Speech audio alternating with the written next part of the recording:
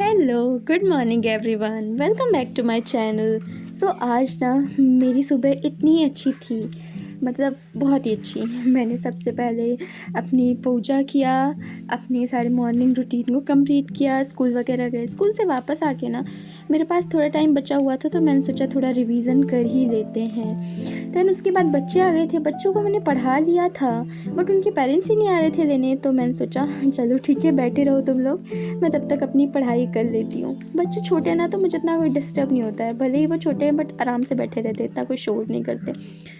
तो मैंने ना अपनी पीपल एंड एनवायरनमेंट के लेक्चर्स को देखा। वैसे मेरी पीपल एंड एनवायरनमेंट की नोट बनी हुई है, लेकिन ये ऐसी टॉपिक्स है ना इसमें कि आप कितना भी कोशिश करो ना कि पूरा कंप्लीट हो गया है, बट कुछ ना कुछ नया मिल ही जाता है। देन शिव सर ना क्वेश्चन भी सॉल्व करा रहे थे, तो मैं बीच बीच में देख रही थी कि हाँ यार, ऐसे क्वेश्चन आते हैं, क्या है ये, मुझसे बनते हैं या नहीं, ये टॉपिक मैंने पढ़ा है या नहीं, यही सब मेरा चल रहा था।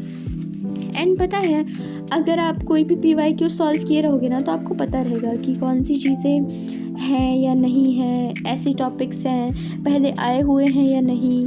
That's why I always say कि आप ज़्यादा से ज़्यादा ना प्रैक्टिस करिए। जितनी प्रैक्टिस करेंगे ना, उतना ही आपका बेस क्लियर रहेगा, और जितना आपका बेस क्लियर रहेगा ना, उतना आपके लिए एग्ज़ाम आसान हो जाएगा। दैन मैंने अपने कम्युनिकेशन की टॉपिक को रिवाइज़ किया, लेक्चर ओपन करके। इस टाइम का मेरा यही रूल हो गया है कि मैं लेक्चर ओपन कर लेती हूँ, मतलब ऑन कर लेती हूँ, उसके बाद अपनी नोट्स को ओपन करके उसके बाद सारी चीज़ें देखती हूँ कि जो जो चीज़ें मैंने मेंशन की हैं, कौन सी चीज़ें मुझे भूल ना जाएं। ऐसा होता है ना कि जब बच्चे आगे का पढ़ लेते हैं तो उन्हें रिवीजन कराना भी ज़रूरी होता है। वैसे ही हमारे साथ भी है, भले ही हम कितना भी आगे का पढ़ लें, बट अगर हम रिवीजन नहीं करेंगे ना, तो कोई मतलब नहीं निकलेगा वो सारी चीज़ पढ़ने का। एंड पता है, हमारे लिए सबसे ज़रूरी है रिवीजन, सबसे ज़्यादा। मतलब मैंने कुछ लोग को देखा है ना कि वो पढ़ते कम हैं, बट वो इतना रिवीजन कर लेते हैं ना कि उनका रिजल्ट जब आता है तो लगता है कि हमारा तो इतना पढ़ा हुआ था, हमारा नहीं हुआ, इनका कैसे हो गया। एट द लास्ट हमें पता चलता है कि उनने पढ़ाई तो कम की, बट जितना पढ़ा ना उतना उनका परफेक्ट था, उनको सब कुछ क्लियर था उसमें। दैट्स वाई उनके नंबर नहीं कटे।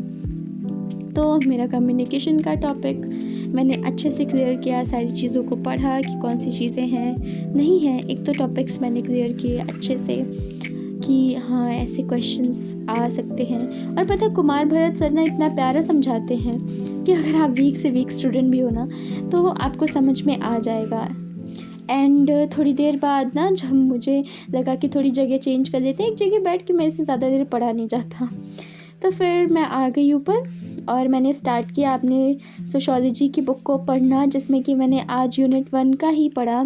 नेक्स्ट थिंकर एमाइल दुर्खिम का आज मैंने पढ़ा पूरा, उनका बायोडाटा एंड उनकी बुक्स, सारी चीज़ें आज मैंने कंप्लीट की।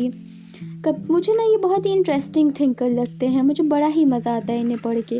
और मैंने इसे बोल बोल के पढ़ा करती हूँ, क्योंकि जितना आप बोल बोल के पढ़ोगे ना, उतना आपको चीज़ें ज़्यादा समझ में आती है। इसलिए आप कोई बुक से पढ़ रहे हो ना, तो आप ना बोल बोल के ही पढ़ो, वो ज़्यादा बेनिफिशियल होगा आपके लिए। एंड पता है, हमारे अच्छे रिजल्ट का ना सबसे बेस्ट क्या है कि हम बुक से पढ़ें।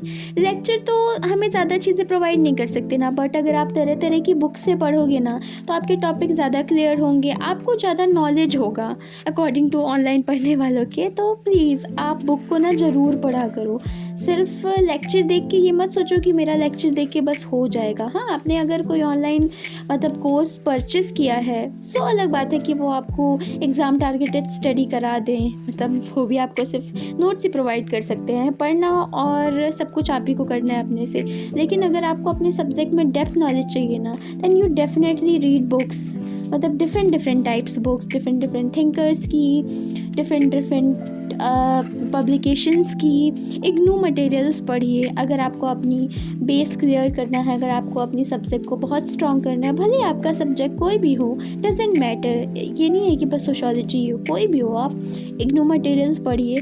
पता है, अगर आप सही से इग्नू मटेरियल्स को पढ़ लोगे ना, तो आपका UGC नेट क्लियर होना बहुत ही आसान है। एंड अब तो मेरे दो एग्ज़ाम आ रहे हैं, एक तो UGC नेट और MP सेट, और दोनों ही जनवरी में ही फंस रहे हैं। तो लेकिन अच्छा ये ना कि सिलेबस दोनों का सिमिलर ही है, बस एक CBT मोड में और एक ऑफलाइन मोड में है। अगर आप में से भी कोई MP से है ना, तो ज़रूर कमेंट करके बताइएगा, और आप MP सेट की प्रिपरेशन कर रहे हो या नहीं, ये भी बताइएगा मुझे ज़रूर। देन ना मैंने अपनी सारी चीज़ों को पढ़ा और मैंने अपने PYQs को आज एनालिसिस किया। 2024 के मैंने किया, पेपर 2 के सोशियोलॉजी के।